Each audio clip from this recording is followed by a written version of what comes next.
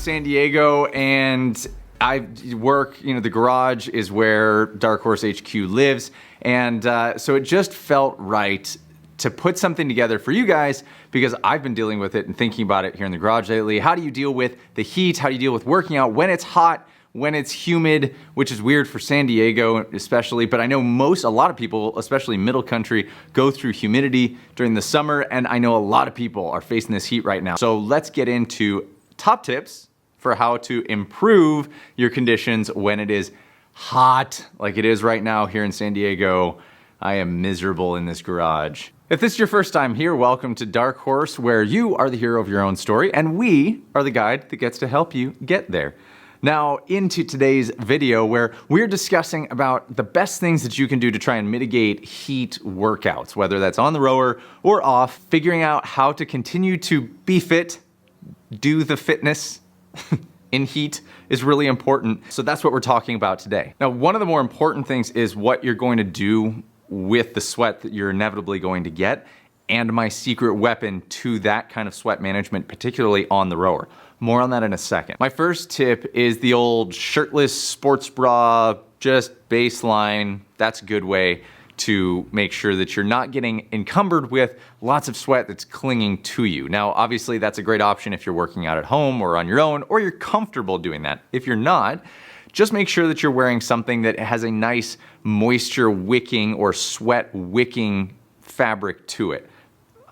I more than anybody love just a really good tri-blend cotton shirt, but for working out in heat, they are terrible because they just hold on to that sweat, and the sweat just gets heavy and sits on your body, and it's not pulling it away, helping you to stay cool. So I would avoid cotton shirts if you can. Get something that has a nice, like this Lululemon shirt. Make sure that you are using something that pulls the moisture off of your skin and helps it evaporate into the ether. Another easy opportunity is if you, for example, like me, have your equipment out in your garage, where there's no air conditioning. A lot of people don't think about the fact that they can just pick up their machines and move them inside. I have air conditioning in my house, so if I needed to, I could get it inside. Now, if inside is an option for you, that's a great way to make sure that you can just stay cool as you're working out. Now, if you have to be outside or have to be in your garage, ensure that you are working towards a place that has shade. Staying in the garage is great as long as I have both of my doors open so that air can flow through. It gets very hot if there's no air movement. So the other good option is if you can perhaps find an outdoor location, maybe under a tree, that gives you a shade option. You'd be amazed how much it cools down just being in the shade of a tree. So make sure that you find a way to stay out of the direct sun. Don't just avoid that, and you'll find that it cools you down pretty significantly.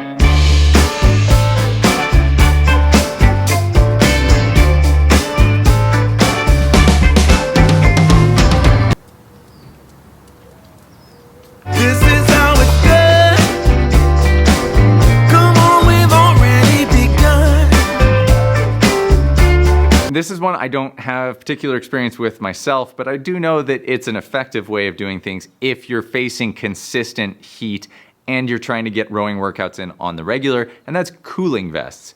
They range from evaporative, where you would like dip it in cold water for about 5 minutes and then wear it, and as the water evaporates, it helps to cool you down. The other would be just straight up ice pack cooling vests. Ice packs in the freezer, stored in a vest, and that helps keep that coolness against your body. I think that's actually a fantastic option. In San Diego, I just don't need it that often, so I haven't tested with it, but I do know that that's a really excellent way of helping to cool you down if you are facing consistent heat and making sure that you can stay comfortable as you're getting your workout in. Now, as I mentioned at the beginning, sweat maintenance is really critical because you're gonna be sweating. One way or another, sweat's gonna be happening in a hot environment with a workout. You can't avoid it. Now, you'll notice my number one tip on sweat management, especially on the rower, because your hands are tied up, have something that keeps the sweat out of your eyes. There's nothing worse than sweat just rolling into your eyes as you're trying to get through your workout. With 2 minutes left, you're just hammering it, and then the sweat starts rolling in, and you can't see because you're blinking with the salt in there, and it just gets bad. So you'll notice I'm almost always wearing a hat. That's just to catch sweat off of my forehead. If you want to wear a bandana or a headband or and upside down to the side visor, 90s style, like a boy band. You can do it. You do you. But keep the sweat out of your eyes. That's the point. That's why I said that to begin with. And here's my secret weapon that I mentioned at the beginning to sweat management when you are on the rower. It's super high tech. Big old thick tennis wristbands.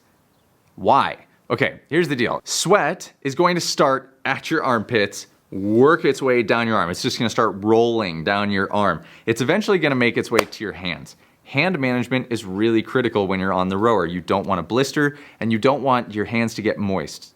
Sorry about using that word. But you don't want your hands to be wet and damp, because the more wet and damp they are, the higher risk you have for blowing up a blister on your hand. So if you can get a nice thick sweatband on your forearm, you're gonna save that sweat from running onto the handle. And I've had workouts where it got so sweaty that I came off my hands were pruny. That's a lot of sweat. If you can avoid that, good, because you don't want to open up blisters. It's only gonna set you back in your training. There's nothing good about opening a blister. Yeah, maybe it toughens your hands and you start a callus. That's all well and good, but in heat like this, you need to stay as comfortable as possible. A simple sweatband will stop that sweat from dripping onto your hands. Point blank, it is a fantastic option. I highly encourage you to consider sweatbands on your wrists. Now, if you are going to be inside, but maybe AC isn't an option, another great option is fan yourself. Find a way to get as large a fan as you can blowing onto you. Now, caveat on that, do not have the fan blade blowing straight at you. Two things will happen. Number one, it interferes with the normal fan blade performance on flywheel-based machines because it's like supercharging. You put extra air into the flywheel and it changes the way that the machine is actually reading. So I would suggest don't blow it into the flywheel housing. Turn it to the side so that it's on a profile. The upside to that as well is just getting a nice cross breeze, and the machine as well is not getting in the way. If you put it in front of the machine, that machine's actually going to be interfering with the wind that you want on you. Just to the side, profile. So you can, like, every time you take a stroke, you're like, that's refreshing. That's what I need. And if you really want to go above and beyond, buy one of those little misting fans. Just make sure that it's not misting the monitor on your machine. Maybe like slight profile 45 degree, like coming at you this way, so that it's like cooling ocean breeze as you're rowing. That's a nice option. Maybe that's like mimicking the real thing. In rowing, you just you get splashed from the guy in front of you, the oar splashes water on you. That's nice. You get cooling, misting fan at 45 degrees, right? So that you're like, it's like the real thing. I'm just, water spraying on me. Maybe not. Or maybe. This could be a thing. Dark Horse humidifying fans, cooling fans. I'll think about it. An easy one and very simple one that's well within your control is your time of day of the workout. Think early morning, late in the evening. Try your best to squeeze the workout in those times. Avoid that middle of the day heat because it just gets brutal. If you can catch it before the sun comes up or as the sun is going down, I know in the summer that might be pretty late in the day, but if you can catch one of those times, you're gonna be much better off because you're not gonna be facing that intense sun and heat, and you'll find that it's easier to manage all of the factors of a hot, humid, or just uncomfortable workout. Finally, stay on top of your hydration. This one's so well within your control, guys.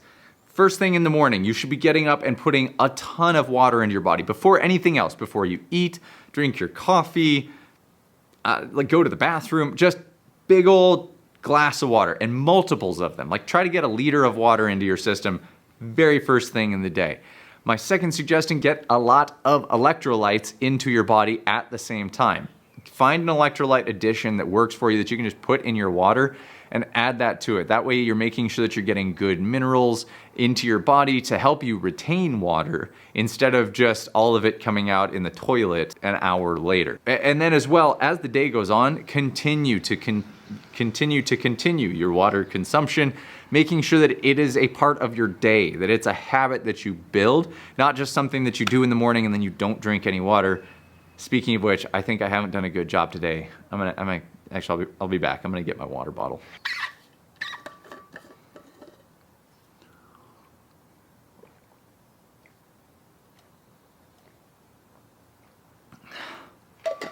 That's better. Remember, the heat is not really something to mess with.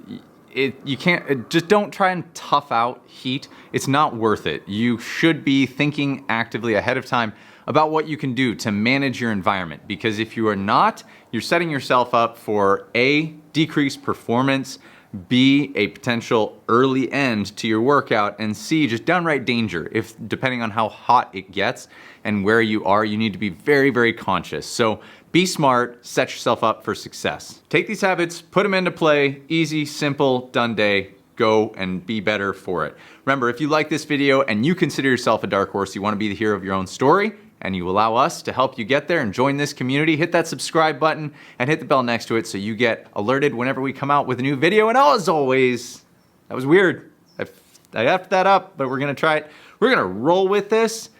As always, we'll see you on the other side. Piper, Jesus.